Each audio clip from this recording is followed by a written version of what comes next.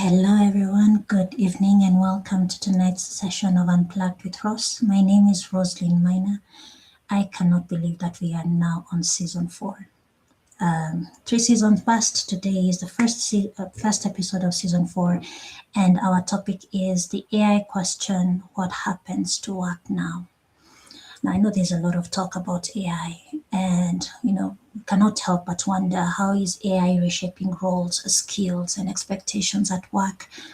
At the same time, line managers cannot afford not to ask themselves, how do we measure performance going forward? Fresh graduates are wondering, if AI is taking up, the lower cadre roles, then where am I supposed to start? But at the same time, it also pushes a question, or poses a question to learning institutions. What are we teaching our graduates? Because yes, AI is here, the impact of AI is here to stay, but how ready are we? So tonight we're not having the typical AI talk. It's very much, the human side of things, the practical side of things. And I'm very, very happy to be joined by Caroline Kamau. A lot of us know her by her name Wamaitha, and she is the CEO of Mocha Consulting.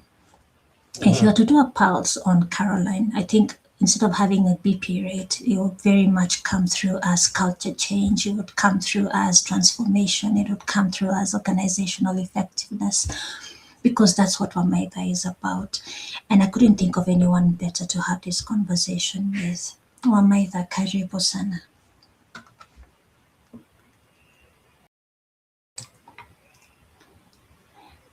Sorry, Wamaitha, I can hardly hear you. Maybe it's on your end. Sorry, I was on mute.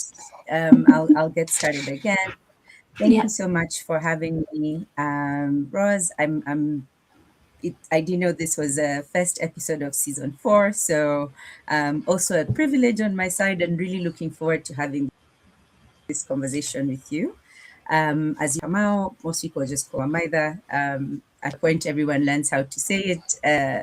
And as you've said, yes, HR journalist, but my passion, what keeps me up at night, what wakes me up in the morning, is organization transformation. I've been, of course, in the technology space quite a lot over the last 5 years in terms of, large scale enterprise change, and really just the people side of it. So it's an interesting topic, and I look forward to getting into it with you.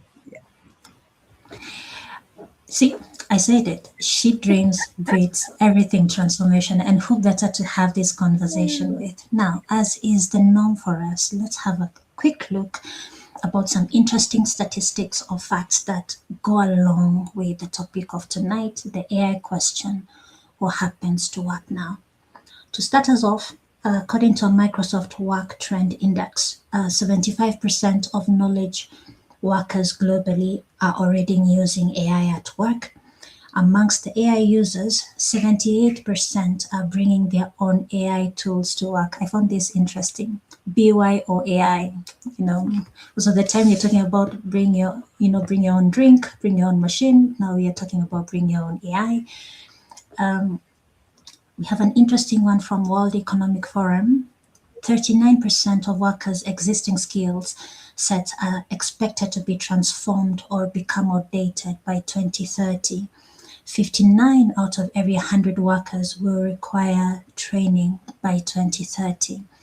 Which brings me to a quote by Alvin Toffler: "The illiterate of the 21st century will not be those who cannot read or write, but those who cannot learn, unlearn, and relearn." Yeah. Simply put, 170 million new roles will emerge by 2030. So, in as much as AI is going to, become attuned to everything that we do every day, we have new roles coming up. The question is, will we be having those skills, or will you get replaced at work by someone who has those skills? That notwithstanding, there are human skills that are growing in value every single day of our lives: analytical thinking, creative thinking, resilience, flexibility, agility, leadership and social influence, curiosity, and lifelong learning. So, in as much as technology is having an impact, when it comes to everyday life, we are still not losing the human in who we are and what we are about. What are your initial thoughts on that, Karuna? Wamaita?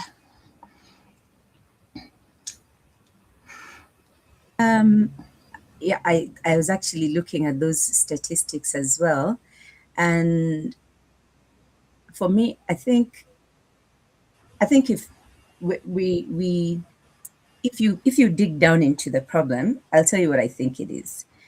For the longest time, think about it, our parents used to have ledgers, everything, or maybe our grandparents, and then everything, the typewriter came, and oh my God, suddenly work is moving faster. And then, we started to computerize, just using one sort of very linear sequence in terms of technology. But one of the things that happened in each of those times is that those things were fairly static or fairly linear. It's this, it does this, and you know, um, it was fairly straightforward. With AI, for me, what I believe is, as much as we're having graduates who are concerned about job loss, right? It's traditional job loss. Let's look at the other side. How many new jobs did your the stat you just shared? How many new jobs are coming up? Yeah. So for me, I think the Mhm. conversation to be had, we're not framing this conversation in the right way. It's still very much a buzzword. And for us, still very much a buzzword that creates fear. I mean, we have leaders who will tell you, oh my, that thing is coming to spoil jobs here. I don't want to hear about AI, and this is somebody in a decision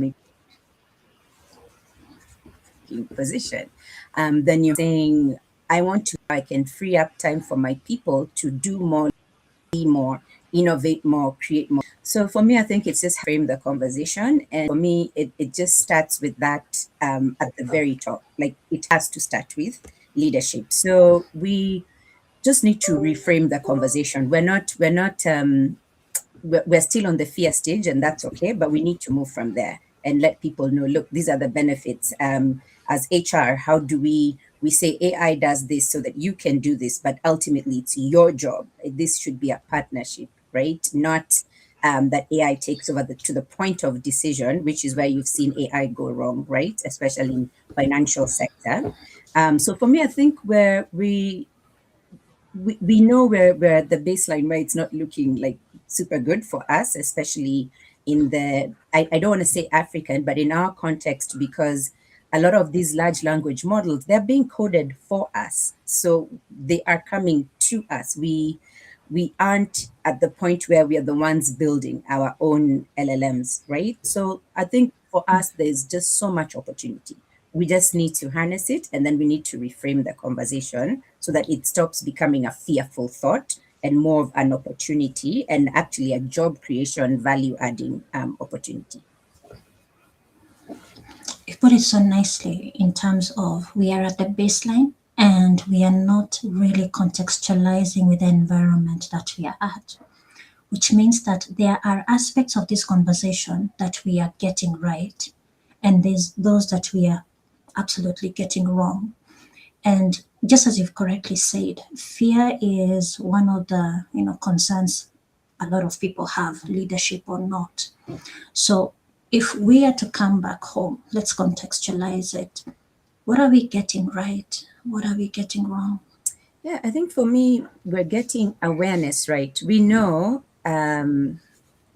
this this boat is leaving the dock. Yes, the AI is here and it's here now, and so our awareness levels are really good. So we're quite clear that that's the way forward. We're also starting to do something right in terms of interrogating the use. Yeah. So because there's also a danger of failing to compartmentalize your use of AI, right? So, for example, in-house, how are you using your AI? Should the system be able to see my health information, and will that play in its role when promotion conversations are being had?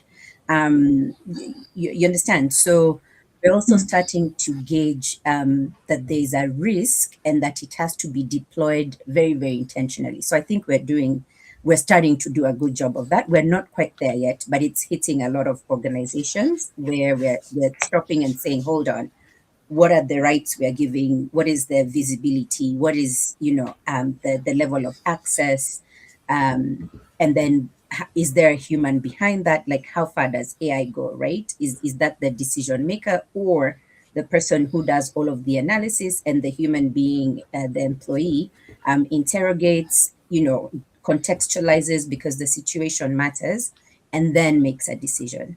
So I think we're starting to see how that partnership should be.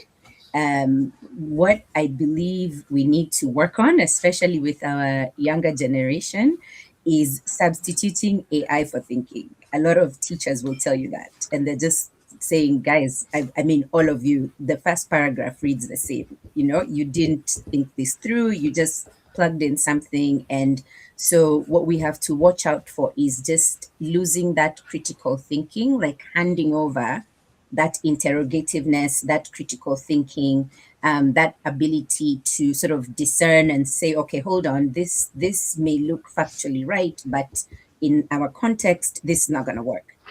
So I think we're getting some things right, a few things we are on the way, but there's a lot we need to maybe just work on, especially as we grow AI maturity for like the younger workforce. Well put. There are areas in which AI is supporting us. There are areas in which we have forgotten that we are the ones that build AI to begin with. And AI is an agent that is learning from our behaviors. So if we fail to interrogate it, if we fail to really look in between the lines to see what's factual, what's not, then we are losing the Mm, plot. But you mentioned something at the start, fear. And sometimes we can use fear as a guardrail, not to implement the positives that AI is there to offer. For someone who is, for example, who's just joined us and is thinking AI is not the right thing for us, we are not ready for this. And to be very honest, who is ever ready 100% to get it right? How can you, or what can you tell an individual who is afraid, who's afraid of what AI has to be, and to show them that it's not all gray about AI? There are a lot of positives to it. It's just that you don't need to lose the human heart in the whole conversation.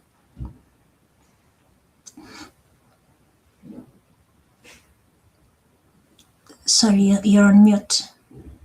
I'm gonna go back to the conversation. Yeah, we're human beings. So if I think about Yes. it in terms of how we transition through things in the workplace, right? So like I said, we're already at awareness. So we're doing well.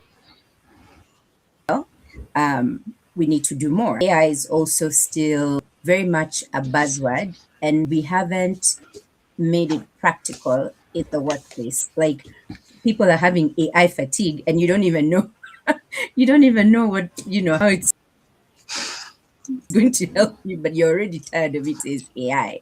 I'm gonna scream. And for me, it's really about contextualizing. So yes, we are aware, and then we're human beings. Tell me how this is going to benefit me. For example, I no longer have to walk around. We used to go to the library, and if you needed to do research, you would be there all day. And if you didn't know how to access library catalogs and everything, really going to struggle, right? And it's the same thing with AI. To me, just making sure people understand the benefits, right? Yes, low level, I'm not going to have a job. But at the same time, are we interrogating when and I know we'll get into job redesign, are we interrogating and saying, all right, so we're not going to need you for that, but guess what? We've got three new roles that will come up ultimately if we get this right, not just by virtue of job redesign, but what if we get to the point where we grow and the value chain changes, yeah, and we've got a whole bunch of new jobs, right? So we're not having that conversation early enough. And then we're also not telling people about what for me would be the most important part, and you've talked about it, the skills that cannot be replaced. Your agility, your ability to discern, to interrogate, to think critically. This thirst for knowledge in terms of continuous improvement. We're not emphasizing on that enough, right? We're still stuck on the AI is coming to take my job. We kind of have to shift gears, guys. It's here, this boat is leaving, but guess what? You know, the possibilities ahead are pretty good. And when we get people to see, oh, okay, this will benefit me, then I'm able to move you from fear to curiosity. To me, that's a very good start. And then when we get from there, then I take you through we begin the story of AI literacy. A lot of us still need that. And in our context, if you look at our maturity framework for AI, we're still, you know, fairly, we've got some ways to go. Yeah. And so I think for me, that is sort of how I would frame that in terms of just trying to get people from that point of fear and move you to the next level. We're human beings. We're selfish. If you tell me, well, Maida, this thing is going to help you like this, I'll be like, oh, you should have said that in the beginning. Then now I'm interested. Yeah. So for me, it's Yeah. just how we reframe and reposition this so that we start with the good stuff and then we take people to the knowledge conversation. And then from there, we can build capability. You've put it so well that sometimes we have failed to show the positives of what AI has to offer. So, like every project, sometimes we fail to show people what the good result, what the positives are, but then we break it down how the journey looks like. And then the journey looks so odious that someone is like, I am not ready for that journey because I don't even know what you have in store for me. Now, AI is part of tech. And we've had technological phases, yes, from the good old days of having a disk to a typewriter. I remember back in the day when I was still very young in my career, sending a fax, and you have to wait for that receipt that says okay, typing out the library card using a typewriter. I broke a couple of nails in the process. Having the old school CPU, the desktop, where you would press on, go make a cup of coffee, Mm, and it is still, it's still warming up. You would think it's that old school diesel engine. And the truth of the matter mm, is, technology for what it is and the implementation of it, that's usually not the hurdle. The hurdle is mainly to do with the change management. And I would like us to look at, tech back in the day and now. And right now, AI is demanding for a lot of culture change. It's demanding for people to see things differently. It's demanding for companies to actually make use of the data that they receive. As a change expert, someone who lives and breathes transformation, what would you tell us? Because, using AI and implementing or deploying AI is not the problem. It is the culture, that change management that has the highest impact. What are your thoughts? yeah, and I think you're so right about, I think even not just technology, any transformation. Yeah. If I take your favorite coffee mug and I tell you, oh, Rosalind, you've got to use this one, it's just very uncomfortable. You're like, now, where have you gone with my cup?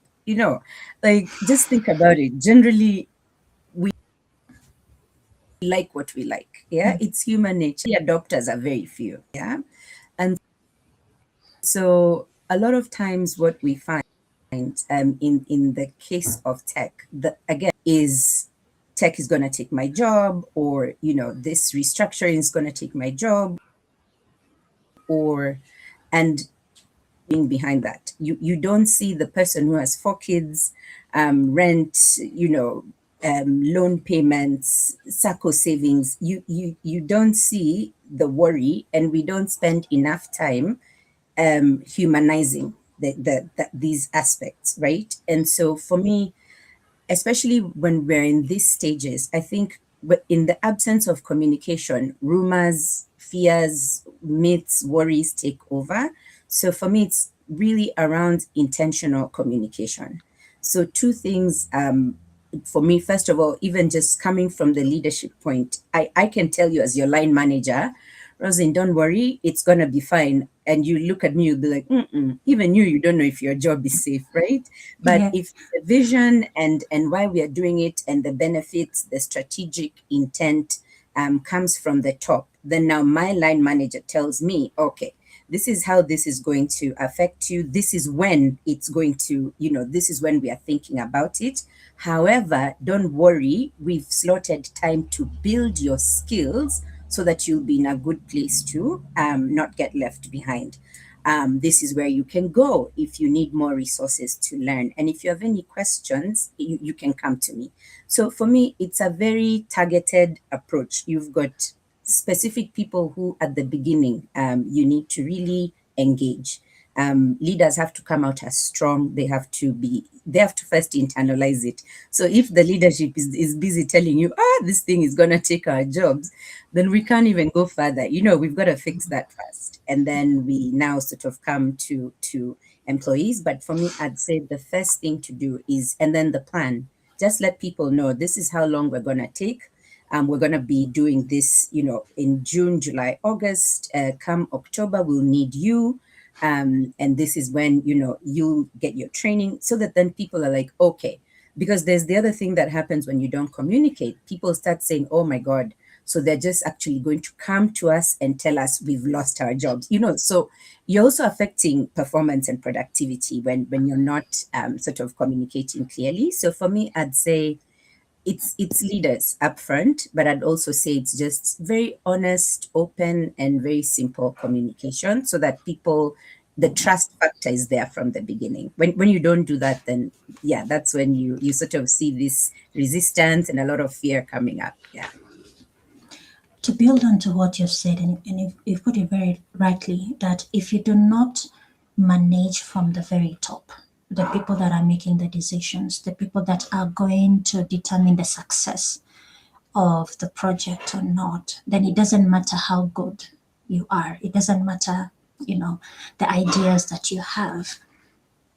Now, I want to borrow that and bring it now over to job redesign, because people think a project is, oh, AI is here. Okay, so how does that impact my job? However, we are so stuck on thinking of the job now instead of thinking of the job of the future, because we all know you wake up today, you had the current version of, say, ChatGPT or Claude. Tomorrow, there is a new version, a better version, or even another company that has introduced, a new type of AI. I remember when DeepSeek came into the market and everyone thought, ChatGPT, your time's up. However, we came from ChatGPT to DeepSeek to Claude to all these different forms of AI. Now, when you're talking about redesign, and I think this is where a lot of people and employees, myself included, struggle to reconcile, because they think it's patchwork. You're bringing AI instead of thinking, okay, this is what the job currently does now.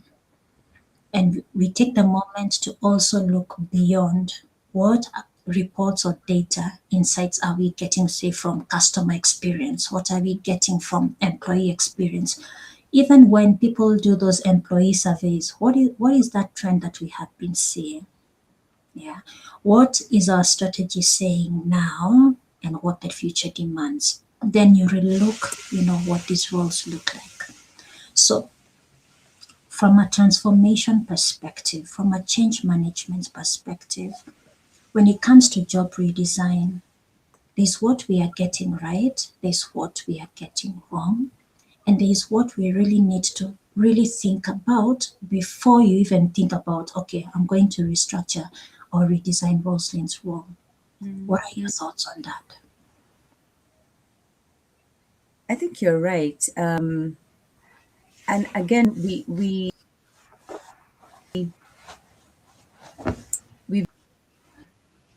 much power. It's actually paralyzing. People just like, oh no, I'm out the door. What we've not interrogated. Yeah, from a job redesign perspective, AI should not own. Yeah, so you need to ask yourself, what can AI do, and what do human beings own? Right? So if you're taking away a lot of my menial tasks, I don't think anybody likes any of those menial tasks, right? So I think we all agree that's a winning conversation, Yeah. right? If I can be home at 4:30, instead of staying there like digging through a million Excel spreadsheets with 200 columns. So we're not setting it side by side and saying, what does AI do and what does the human own, right? And then for me, the next biggest question, if you asked me, what can we do together? I feel like that's a question, because when we start bringing in, again, for me, it's always about framing the narrative. When we start bringing in the element of start to sit up and say, all right, so great, I don't have to stay here for 4 or 5 days trying to pull up data, or trying to like pull up reports. AI can do. What do I own is the interrogation of the analysis after AI has done. I own the sense making, not even the decision making, the sense making of the data and the trends and the analysis.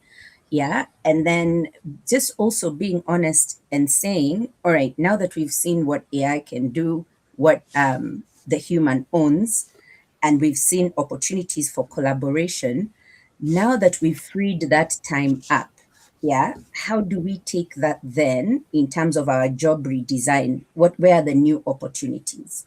So we've kind of not gone into, and I think it's a journey. I don't think there's anything wrong with it. I think we haven't gone to the point where we're like, all right, we've redesigned the jobs, that's great. But then I'm gonna move back and say, okay, um I import toothpicks from China. How does that look for me now, end to end? Right? So we are still kind of at the job redesign stage. We've not gotten to the value chain stage, which for us now would be the next element. So what AI can do is becoming very clear. We're still kind of stuck a little bit on what the human owns, which is why you're seeing some of these trust issues where, for our case studies here, not maybe not so much, but if you look at like in the US, where credit decisions, because of your color or your gender or your neighborhood, AI automatically just rejects. No human intervened in that to sort of contextualize that application for a loan or anything like that, right? So AI should put all of that together, but the human is supposed to own the decision. So that to me, I think, is where we have quite a lot of work to do. And you're seeing a lot of organizations going back and saying, all right, we still need human beings at the end of this, because we're losing customers, customer complaints. Yes, we're efficient, but trust is going down. So for me, I think the distinguishing of the roles, where does AI stop?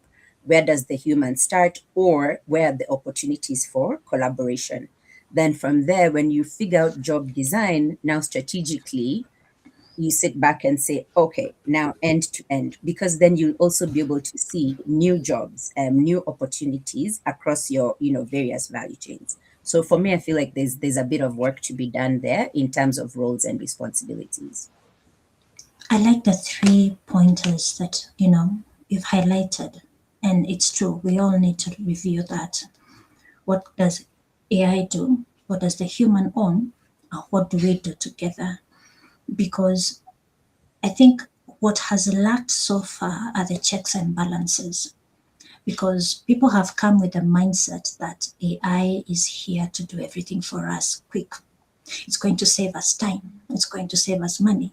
However, when you do not take the time to review actually what it is that the AI is doing, the results that it is providing, if you cannot sense check that, then we might as well, all of us get ready to close shop, because we will then be turned into, this sounds so weird, a human being who's a robot, someone who does actually Yeah. doesn't, you know, And you've lost the human. There's AI to check your AI, like to sense check your AI. If you're a Claude or a Chat GPT or whatever, then you use I forget, there's another one I use for research, because also the fact that like it's more of like an online library type situation. So Yeah, there's AI to sense check and fact check your AI. So there you we, go. we definitely need to do, because you're seeing lawsuits, because a lot of people are just writing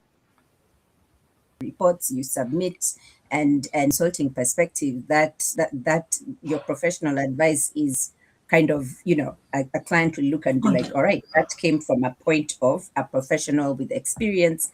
So if I offload that to AI and I don't fact check, then I'm kind of handing over my own job. yes, you know yeah, liabilities are there. And yeah. therefore, I think it also, when it comes to the redesign, I think people also need to think beyond the job redesign.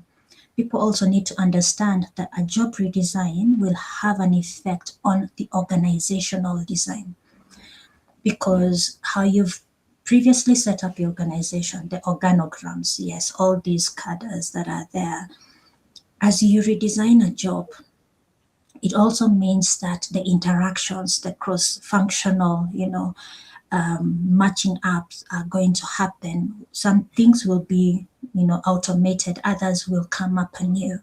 So job redesign should not just stop at job redesign. We need to look at job redesign and a step further.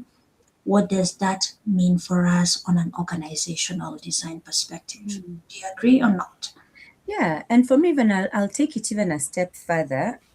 Why are we redesigning the jobs? You understand, what need are we feeling? So what's the strategic intent of a job redesign? So it shouldn't be a standalone affair. So just kind of going back to my thoughts around value chain. So this is how we used to operate. And now, because we want to incorporate AI, we're not going to operate like this anymore.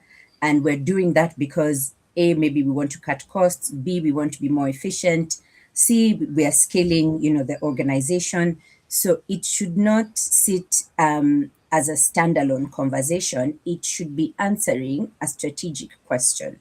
So literally, it should come down so far down the ladder. By the time you're getting there, you've really answered questions around the business. What is changing? Why is it changing? When is that going to change? And having done that, then of course you're seeing our operating model, our way of working is changing. Then your org design, comes in, and then ultimately you can talk about job redesign. So for me, I feel like that would going you'd be starting in the middle. So for me, that would be a little bit dangerous, because you're not, when you're doing that, what question are you answering? Or are you just doing because now we've said we're implementing AI?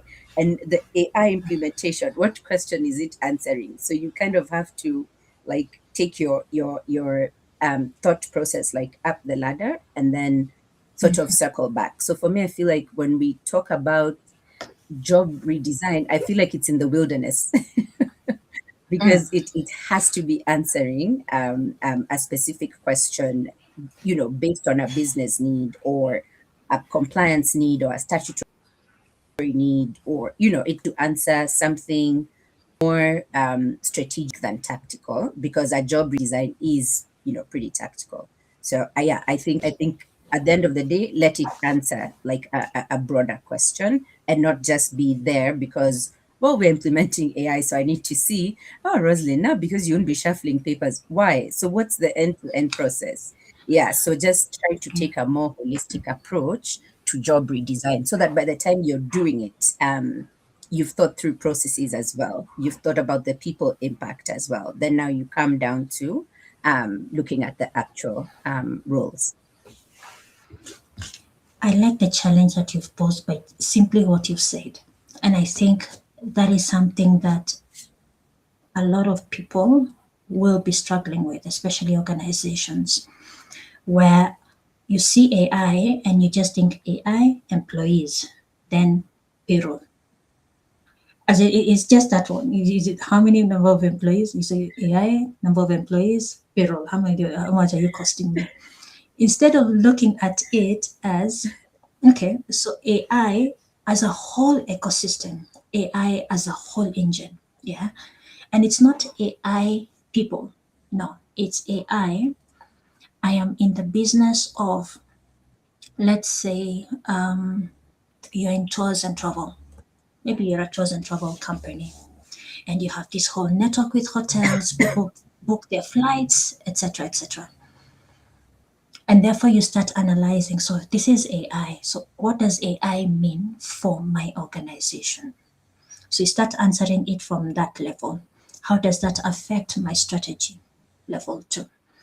Then, as you correctly said, we start looking at our operating model. So, are we RevOps? What are we? Okay. And what does that mean on our operating model? Then we look at our organizational design.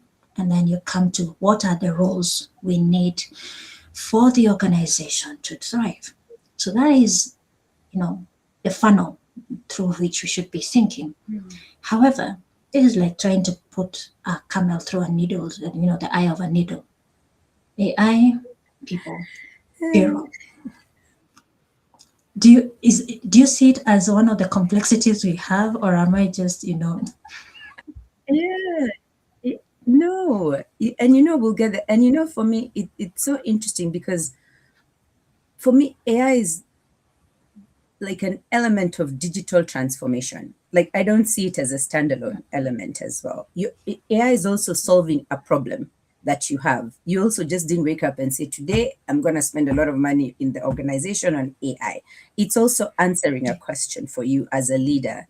And sometimes you may deploy it piecemeal. So you might find HR deploys, AI a little bit faster so that maybe we give you more self-service in terms of our HRIMS. So you might find we don't deploy it across the whole organization. Sometimes you do it enterprise-wide because you're saying, all right, we're losing competitive advantage. We need to be leaner, meaner, and we need our people to spend more time innovating, doing research. So let's take away busy work. And then that becomes the strategic intent. So for me, I feel like we are, like I said, it goes back to the narrative. We haven't quite clocked. I mean, how many conversations have you had about AI this week? Personally, if you ask me, and it's only Tuesday, I think they're already four. So it's like everywhere. I mean, I was in a session last week because we were talking about employee psychological safety and AI. Yeah, like the pervasiveness, like in terms of data privacy and all and decision making and everything. So for me, if you just go back to simplify this, just ask yourself again as an org, as a leader, as an HR leader as well. What does AI do? What problem is AI solving? What does the human own?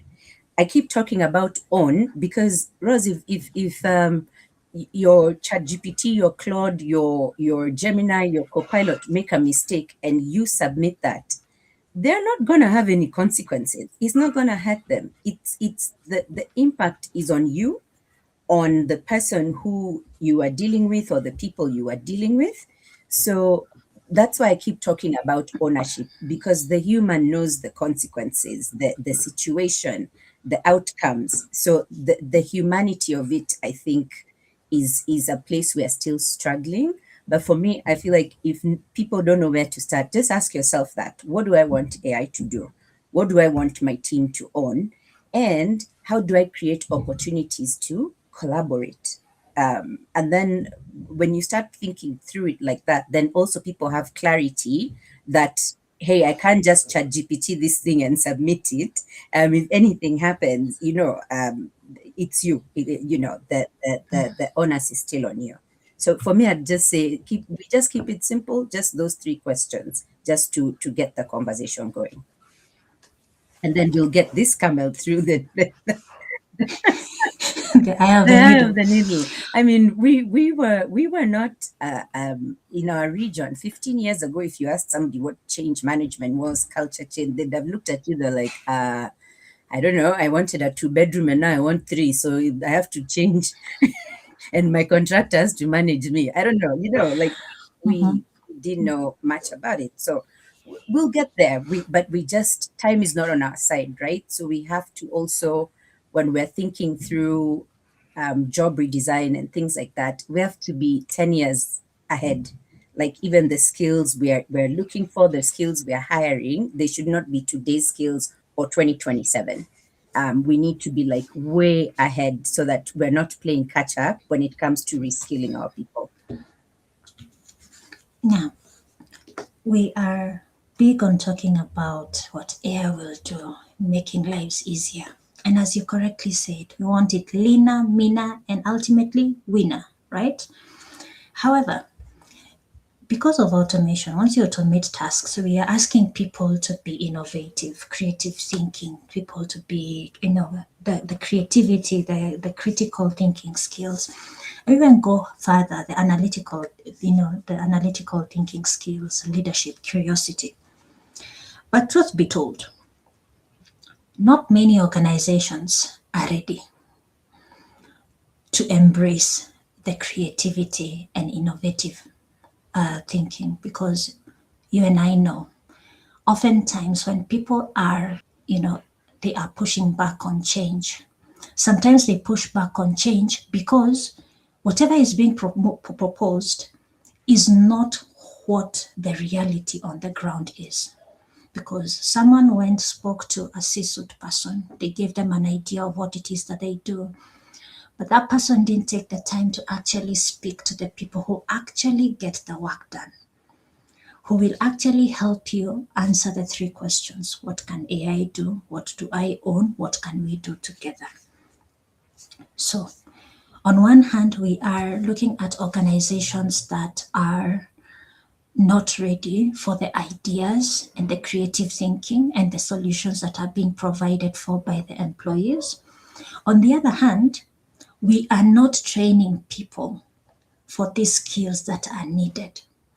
So it's like demanding for the best, but you've not even invested in it. You want to have a beautiful big mansion, but your foundation is made of thatch.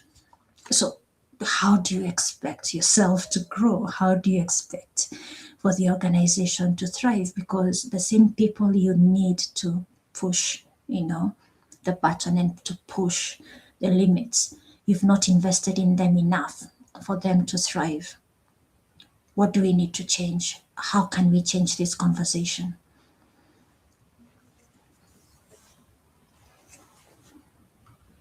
That's such a loaded question. But I'll tell you this. If I don't know if you have kids, but for me, I watch them and I'm just like, I mean, every 10 minutes they're on to the next thing. Like they are so agile with technology. Like they're not, I actually admire that. They're not stuck on anything. They're just like, oh, okay, this was great, 2 weeks ago, but this is what we're doing now. And, so for me, I admire that. And so from an HR perspective, um, I was in a conversation with a client not too long ago, and we were looking at competency framework. Yeah. And it was such an interesting conversation, really refreshing to be with leaders who are like, no, am I that? I don't want to see, I don't know, master's degree. No. I want us to talk about things like entrepreneurial spirit. I want us to talk about things like agility, curiosity. So I can't, I'll tell you this. There's a lot of organizations out here who give you access to courses, even from Harvard.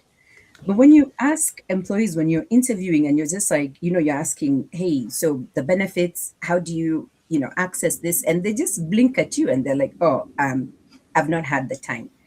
I can't teach you that. And you see, from a competency perspective, there are things that are less teachable than others. I can teach you Excel and PowerPoint and LLMs, but I cannot curiosity, analytical thinking, critical thinking, self motivation, agility. Those can't be taught. So we just also need to reimagine our recruitment paths in terms of what we're looking for. Because then I don't have to worry if you're going to take advantage of, in fact, you'll be on YouTube, um, you'll be on any of these LLMs. You'll be on any channel out there that has all of these online courses that are free. You see Harvard offering courses all the time on X. I am always curious if people actually take them. I'm not a coder or engineer, but they're there and they're available.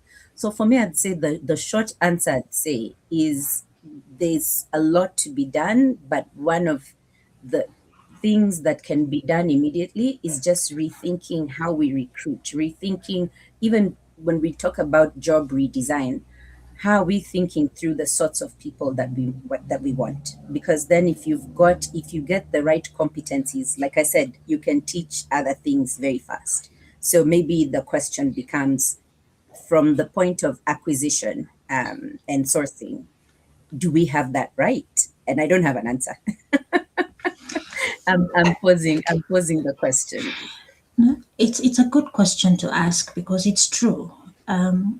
Someone's attitude and hunger to learn, you either have it or you don't.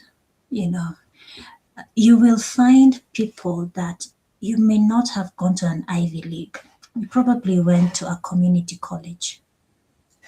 But the ideas that that person has, their zeal to want to do something to the very end sets them apart from someone who went to an Ivy League university or college.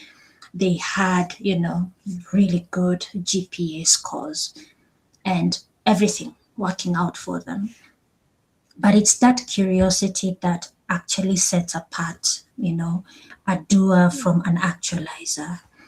And I think also how we have historically done competency skills is also being challenged right now by how the world is evolving very quickly. Because, as you rightly said, I will sit with my nephews and nieces and they will be doing tech things that will make me feel like a fossil. On a tech perspective, I might be translated to be a fossil, yeah. But there are things that there's also knowledge I can impart in them that will also make me look like a sage. So, how do we, marry those two? Because, yes, for a child that has come in a world where automation is second nature, it sits differently for someone who had to save things in a floppy disk before you had to save it into a CD, before then flash disks came to play. And probably there's someone going, what is a flash disk? But yes, all these things have been. So we need to rethink, as you rightly said, the way we recruit, the way we ask questions, because sometimes historically it has been very situational. But the demands of right now, situations, you might not have held that role, but you might have done whatever needs to be done from an individual perspective. So yes, we need to invest in a 360 perspective. Organizations need to be aware of what they need for the future, but also individuals need to be clear on where they sit and what that looks for you. in the future. What are your thoughts on that?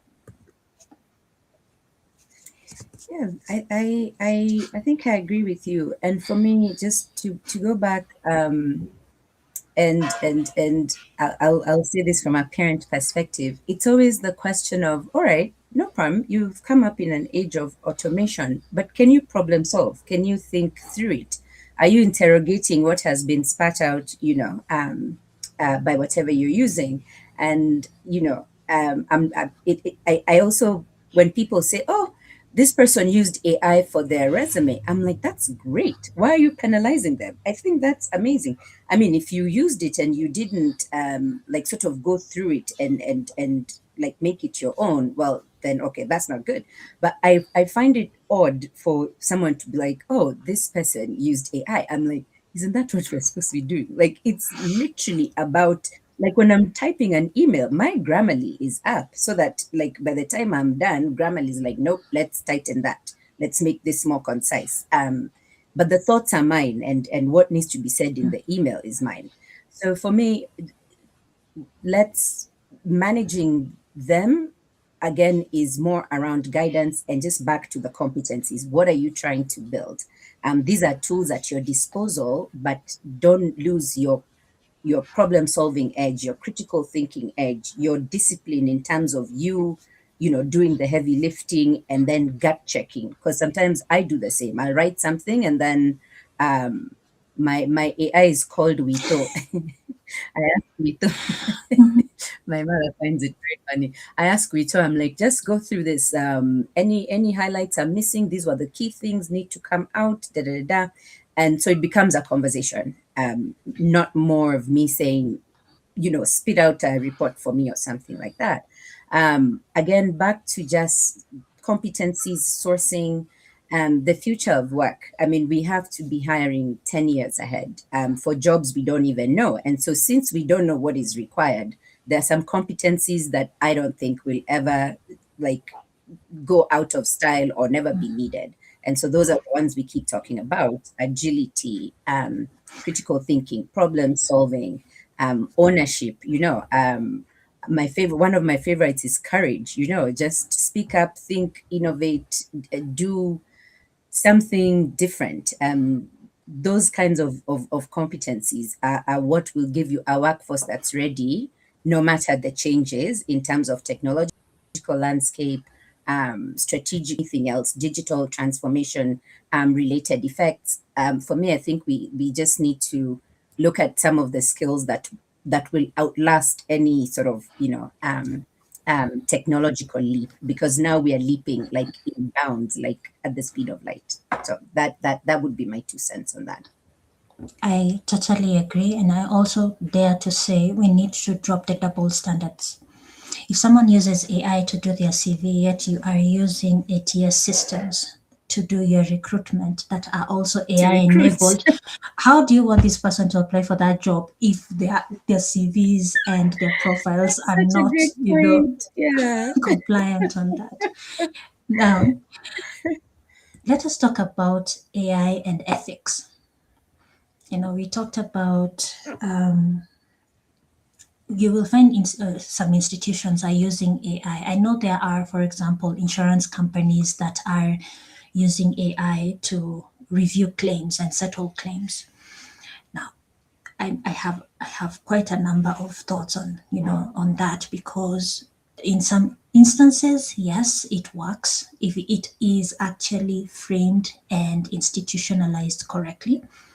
However, if you let AI do all the tasks from the very beginning to the critical areas where you need human intervention, the thinking, the analysis of it, and the decision making of it, then we have a problem. We talk about trust, where organizations are talking about AI is here and jobs and all these things, but we are very poor at communicating and building trust. Aspects to do with inclusion. And part of the 3 questions that you posed is, what can we do together? Because it's a partnership. AI is actually human built, it is learning it's a large learning model. So it's learning from humans. So if we are not taking the time to ensure that it is learning with that specificity that we need to provide the outcomes that we require, then we are failing. The psychological safety, you know, a lot of AI, images, videos, the risks that come with AI. So AI ethics in bulk. What are your thoughts in that? What do we need to put into mind or put into account so that we don't, create problems or create, black holes that we are the ones who created them and we did not take the time to ensure that we are getting it right. We are, nipping what is not working along the way. So AI and ethics, take it away. Sorry, you're on mute.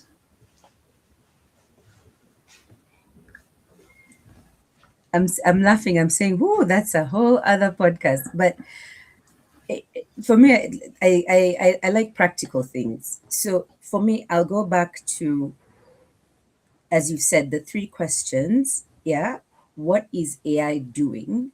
I'll stop there, because if we look at it in terms of system access, right? How far into my information, we in HR, how much leeway are we giving? I'm just going to use that as a near example. AI, yeah, and like an area that's come under heavy scrutiny is your health information, because that is it can be problematic if you're not careful. Because again, AI is just about facts, right? So if you give me access to everything, I'll spit out those facts in a report in a manner that violates your privacy. So again, when we are talking about AI, it's around starting from the top. Any conversation needs to start with, what do we have an AI strategy? Have we even asked ourselves why we're using AI, or are we just running because everyone else is running? So what's your strategic intent? You don't even need a lengthy paper. Just answer those questions. What problem is AI going to solve for us in terms of what we want? We've talked about work design, so I think that one is pretty straightforward, because we've got to clarify what will change when we start deploying AI capabilities, and we're clear that that will change. Again, I'll keep saying I don't necessarily think that's a bad thing. I just think we reduce busy work. People focus more on value adding, yeah, as opposed to being busy. So I think that one is pretty straightforward, yeah. And then we've talked quite a bit around human capabilities, yeah. What capabilities will be required? Why am I saying that? Because when you start talking capabilities, then now you'll be able to start thinking about deploying technical expertise together with things like, judgment, decision making, integrity, ethical use of data, ethical deployment of AI. And then in terms of when we think about leadership, yeah, the evolution of leaders will be very important, because the same ethics integrity standard has to start at the top. So don't weaponize AI, against your own people, because we're seeing, quite a number of cases of that, with things as simple as facial recognition, where the error rate is pretty high. Um, and then I would focus more on the trust conversation, because I'd want to gut check my people. We run all sorts of surveys. I'd actually be curious to know if orgs are actually running surveys around, AI specifically, trust, things they've experienced, areas of discomfort. I don't know if we're having those conversations. I'm actually quite curious. And for me, finally, the biggest question I would ask is, after we've gone through our whole list, because it's longer than what we've discussed here, is ultimately, are we making better decisions? Because if we're not, then our why, like when we started on this journey, then why did we start on it? Because if we are not clear about why we're using AI, then you have a chance of having a very pervasive access to information that can be very detrimental. And in this case, I'm gonna just stick to employees. And then it starts affecting, like I said, you have access to my health files. You notice I have a condition. We're using, AI to sort of compare and contrast, or build a succession plan. And because of access to that information, we get taken out of the running. And because no human, the story just ends with AI making the call. So again, I'll just circle back to decision making. What can AI do, and what does the human own? Because I think if we abdicate responsibility, we start having those integrity issues, and in terms of now the ethical use of that information. So for me, it all comes down to, if you asked me, human, what does a human own? For me, it's judgment. It's the decision making, it's the consequence, it's the context. AI owns all of the heavy lifting, the data, the analytics, the reporting, but they cannot own the decision. For me, I think that's where we're starting to get into that gray area and starting to have ethical issues, and also like DI issues in terms of diversity, equity, inclusion, because who coded the large language model you're using, right? And as you said, it goes learning. So if I don't know anything about you, well then I automatically, sort of maybe disqualify you based on the parameters I have from my initial learnings. So the other thing I would just want to say is, as we're thinking about capabilities, um, encouraging our coming, youth to start designing our own LLMs, to me, would be something that we really, really need to push for, because then they also have our context, our understanding. So even the learning curve, as much as they're learning, is so much shorter.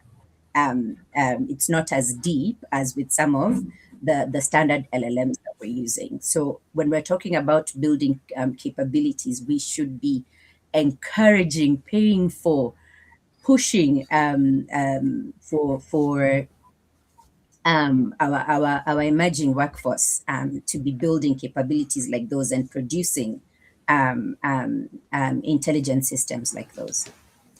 You, the explanation you have provided is so rich that it even cuts across aspects to do. For example, and you touched on it, let's say things to do with performance management. AI, so let's say you have this wonderful HR system, and because of the richness of the system, it has the capacity to actually look at your performance year on year, quarter on quarter. However, if you do not bring in, as you've rightly said, judgment, human judgment, to the analytics that can be provided for by a system, then it brings about very difficult conversations to do with performance. It brings very difficult conversations to do with promotions.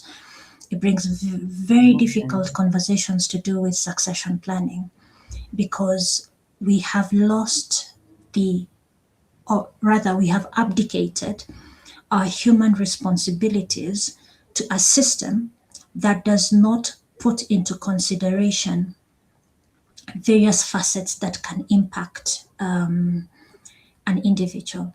And if I may borrow a medical, example, let's take, if you take a cardiologist, their specialty is the heart. Neurologist, it's very much the nerves.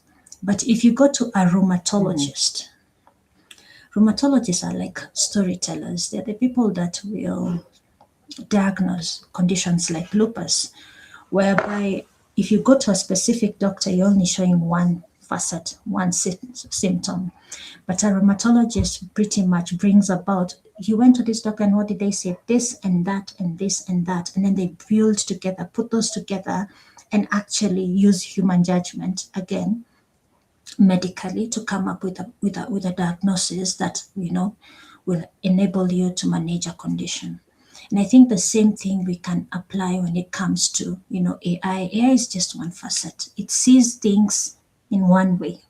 It's very data friendly. Yeah. However, it misses the human touch, the human thinking, the human decoding of why X, Y, and Z came about. What are your thoughts on that? Performance management, succession planning, promotions, even employee relation matters. All of them are impacted by AI and touches quite heavily on the ethical side of AI. Yeah, I think for me, it just goes back to, I'll just keep reiterating it. What can AI do? Absolutely everything if you let it. But should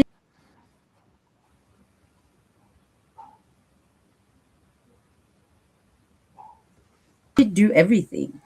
You see, that should be everything. Do we then that there's a human being at the end of that conversation? To your point about doctors, think about it. The radiologist will, do your X-ray or do your scan or whatever. But what will he tell you? He'll give you the results, then he'll tell you the doctor is coming to read it. Yeah. The relationship that we should be having, where he broken ribs and they're broken. Like that's it. They're just broken. But your doctor will tell you, all right, those are 3 broken ribs. There's nothing I can do about it. You just need rest. We'll bandage you a little bit. You can move around for a few days. Here is some medicine to help you. So for me, I think it's the same conversation with AI. Are we setting the parameters? And that goes back again to the organization. Why are we using AI? What will change when we deploy AI?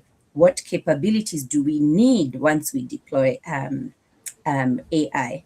Who is at the tail end of every AI conversation?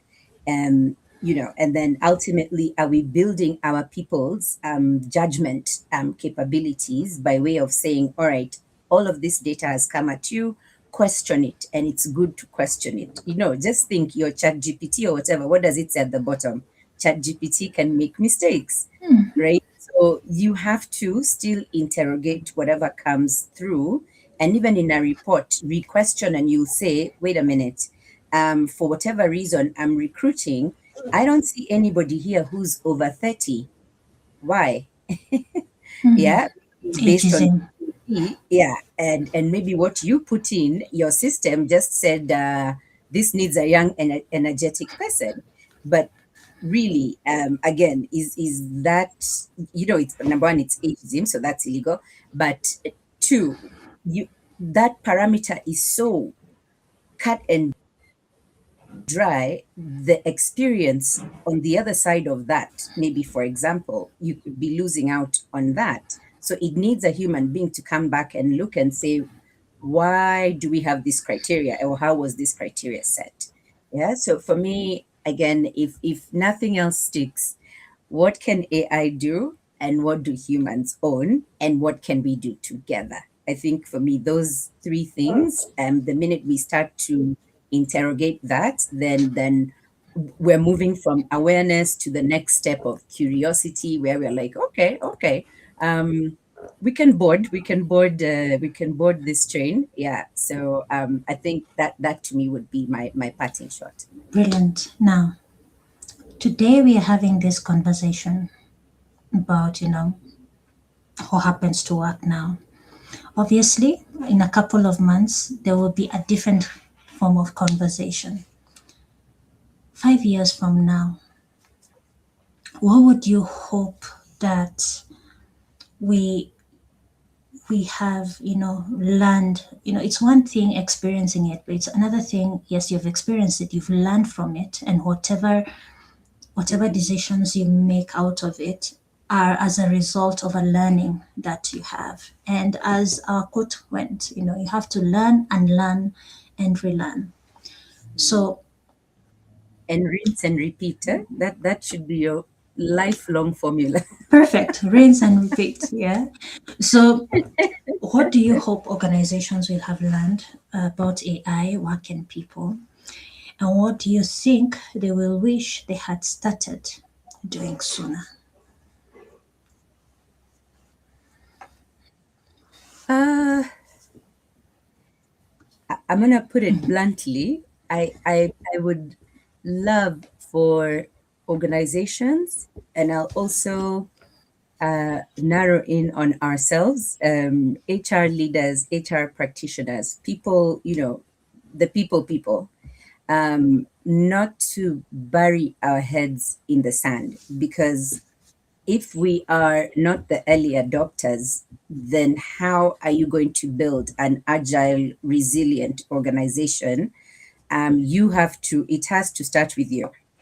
I mean, I don't know what caused me to watch the movie Blackberry again, like a couple of weeks ago. And I remember those guys laughing hysterically at the thought of a phone that did not have a keyboard. Like they were like, oh, you guys are funny, like you have jokes. And they were wiped out by the original iPhone, because I mean, that was a phenomenon, right? And by the time they scrambled, right, BlackBerry did come up with a keyboardless gadget, and for them, they were comfortable. They had cornered the corporate market. If you didn't have a BlackBerry, you were not making it in this world, my dear. They had cornered the corporate market. So that sort of just it'll be fine situation. I think from a leadership, from an HR perspective, is just always also being on the cutting edge, looking at what is it that we need 3 years from now, revisiting this conversation next year, looking 10 years down the line and saying, oh my God, these are skills we need to start growing now. So for me, it's about, you know, AI is here to stay. It's just going to morph faster and faster and faster. And for us, it's really about just early adoption, early acceptance, and then proactively leveraging that to make sure that our organization is future fit. So I would wish to just see a lot more of that. I would also wish to see more investment in building AI capabilities for the emerging workforce, especially even just here at home, because there's so many jobs. We should in 5-10 years, at the pace we're going, we shouldn't be having the unemployment rates we're having, were we to put in the right investment, education support. So I would love to also just see us own our own space in terms of not just having LLMs brought to us, but building our own, and contextualizing them, to our landscape, to our culture, to our way of doing things, but in a manner that's still scalable, right? I mean, we are the country that came up with M-Pesa. So believe me, I'm pretty sure Kenyans can do anything. We just need the opportunity. So that would be my wish, that we become just very cognizant, start prepping for it, start recruiting for it, start reskilling teams for it, and start creating a pipeline of very AI literate, huge coding capabilities, just really prepping a future fit workforce. Beautifully said. And I think we all have a good example that, you know, for them, this is their 5 years from now. If we look at IKEA, you know, they saved 8,500 jobs. They came up with a bot that handled customer service queries, the simple ones. They identified that beyond the normal customer service questions and queries that could be handled by a bot, customers were actually asking more to do with, interior design. And therefore, the 8,500 workforce was translated into interior designers. And as a result, IKEA has been posting huge profits. And I think last year they posted more than $1 billion worth of profit. So this is an organization that if we were to look at the funnel that you really set out, we're asking ourselves what question are we trying or what problem are we trying to solve. Mm, mm, We looked at it from a strategic angle, we looked at it from an operating model, we looked at it on an OD level, and then at a job redesign. So if IKEA saw this, the 2020, 2022, early 2020s, yeah, and they are now thriving, and they made use of AI and tech, imagine what we can achieve if we were to use, again, contextualize it, what mm, works for you, and mm. provide that. Yeah, 100%. So what can AI do? What do humans own, and how do we work together? Perfectly said, one mother. I cannot thank you enough. I'm surprised we are already over the hour. Oh my God, yes. Yeah, it's one of those things. The conversation is very interactive, and yes, you're right. This is a conversation that we can go on and on and on. Yeah. But I cannot thank you enough for sharing your advice, if sharing your insights, and not just wearing an HR hat on. You're bringing in practical, assessments to it, what you have done and how to, handle culture change, how to handle transformation within an organization, and then bringing this to the current conversation, the AI question, what happens to work now? Asante sana. I cannot thank enough everyone who's joined us online. Thank you, Stephen Amadi and Calvin Ochieng. Thank you for your input. Yes, this is a conversation that we really need to have, and we need to promote that conversation, not only within our organizations, within the functions that we have, but we need to see it 360. Parting shot from your Maitha. Uh, we shouldn't be afraid. We should be thinking about value add, how much more time we'll have to create new solutions. As you've said, for IKEA, you suddenly find you have new business opportunities. One of the things we need to work on is just changing the narrative, and then building trust. Once we start showing this as beneficial and as a collaborative tool that allows us, as human beings, to maintain that final step of judgment, discernership of consequences and outcomes, we can do a lot. We can really get a lot done. So for me, I'm excited. I think the future is looking good. The future is looking good. The future is looking bright. And as you said it, Lena, Mina, and ultimately the winner. All This right. is episode 1 of season 4, Unplugged with Ross. I think we have started on a very high note. I can hardly wait for all other conversations to follow. Wamaida, your time and insights have been invaluable. Asante sana. To everyone that joined us live on LinkedIn or on YouTube, thank you for your patronage as always, and I look forward to seeing you on the next episode of Unplugged with Ross. I'm your host, Roslyn Miner. Until then, see you next time.